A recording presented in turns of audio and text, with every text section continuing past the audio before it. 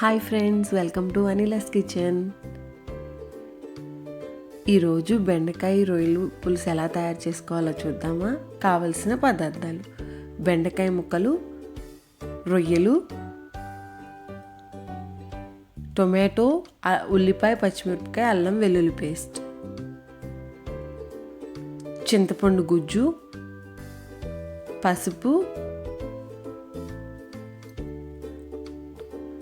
ఉప్పు, కారం, oil,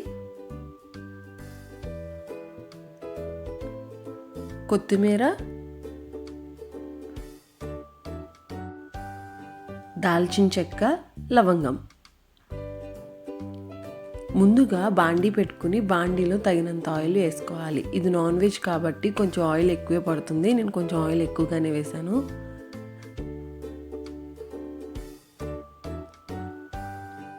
oil వేడైన తర్వాత లవంగాలు, దాల్చిన చెక్క వేసుకోవాలి. అలాగే ఉల్లిపాయ, పచ్చిమిరపకాయ ముక్కలు కూడా వేసుకుని ఒకసారి కలుపుకోవాలి.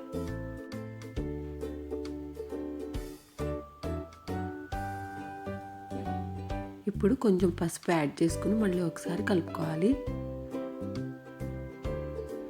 ఇప్పుడు అల్లం వెల్లుల్లి పేస్ట్ వేసి అల్లం వెల్లుల్లి పేస్ట్ పచ్చివాసన పోయేదాకా కుక్ చేసుకోవాలి. ఇలా కుక్ చేసుకోవాలి.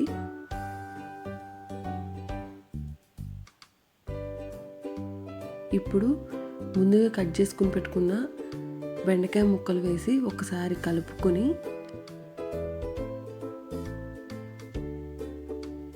రొయ్యలు కూడా యాడ్ చేసుకోవాలి.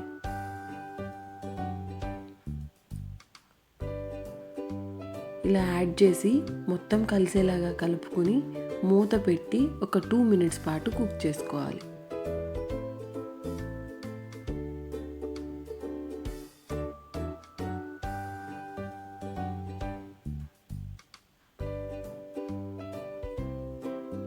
టూ మినిట్స్ తర్వాత ఇలా ఉంటుందండి. మళ్ళీ ఒకసారి కలుపుకుని టొమాటో ముక్కలు యాడ్ చేసుకుని తగినంత ఉప్పు, తగినంత కారం యాడ్ చేసుకుని ఒకసారి కలుపుకోవాలి.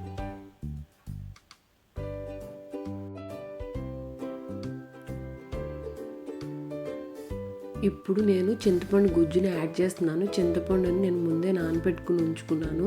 ఆ గుజ్జు యాడ్ చేసి దాంతోపాటు కొంచెం వాటర్ కూడా యాడ్ చేశాను. యాడ్ చేసి ఒకసారి కలుపుకుని మూత పెట్టి ఒక 5 minutes పాటు కుక్ చేసుకోవాలి.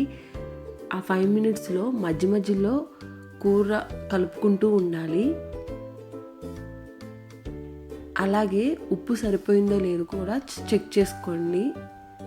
ఒకవేళ కనుక ఉప్పు సరిపోకపోతే మళ్ళీ కొంచెం యాడ్ చేసుకుని కలుపుకుని మూత పెట్టి వాటర్ మొత్తము ఎగిరిపోయేదాకా కుక్ చేసుకోవాలి.